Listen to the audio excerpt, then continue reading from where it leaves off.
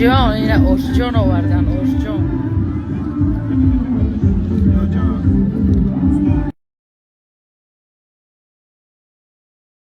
محترم رئیس در ناحیه شهر توزی باستانی دو تن از هنرمندان شناخته جمهوری تاجیکستان فیروزه حفیظ و دلشاد فیض‌الله قرار دارند. یک قرصکی بلند به افتخارشان میزنیم و این لحظه فیروزه بانو حفیظ و را روی صحنه میخونیم، برایشان میگیم به صحنه تا به چندی ساز تاجیک بیابیششونم آغاز تاجیک. در